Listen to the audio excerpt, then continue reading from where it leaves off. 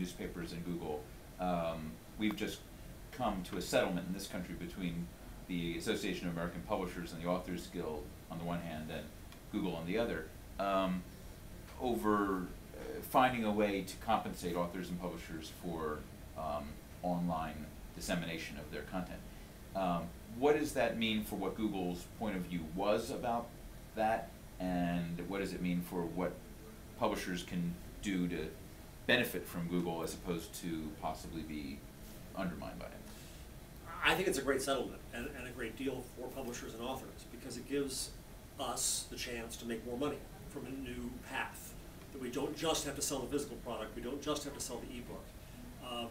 That Google could put ads on books, which I speculate about in my book. There are no ads in it, and should there be ads in it? It's been tried before. I wonder if that doesn't make sense, but online it certainly makes sense. So the first is there's a new revenue stream. More important, we'll get new readers. That's the beauty of Google. Google helps you discover content. And if you can link directly into an idea of a book, and if I, when I'm blogging, can say on page 476, Surawiki said this, and link to that idea, that has power. That'll bring people to that idea and that discussion around it. And Google enables that. And then third, the fact that Google will let books live longer, they'll live past the remainder table, I think is incredibly important. The pulping of books, as you've discussed, is one of our tragedies, problems, pick your word, but it's not ideal business. And I think to make books digital, there are other steps to go, I think. I think that books have to change their form somewhat. They need to become more conversational. They need to be updatable, searchable across the whole internet, searchable within. But I think that'll come now. Do you think that the settlement will cause authors and their agents to think more in a more focused way about their digital rights and about their backlist value? It's a good question. You know better than I do because this is your business. I have to say one of the failings of my book is I didn't come up with any great suggestions for books. But I think that, yes, once we start to see that there's a new revenue stream there, then we'll build to it. We can create new products for it. The fact that George Soros came out with his book first online because it was speedy and necessary was a smart and good thing.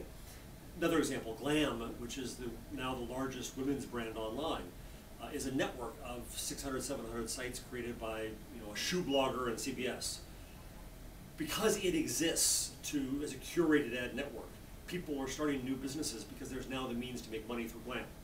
So I believe that we'll see authors and agents and publishers find new ways to make money because there is now this mechanism through Google. Do you think Google is the Glam of publishing? It could be. It didn't need to be Google. The publishers could have gotten their act together and done this themselves. Google's value in the end really is not specific. That is to say, Google's always wanted this content online.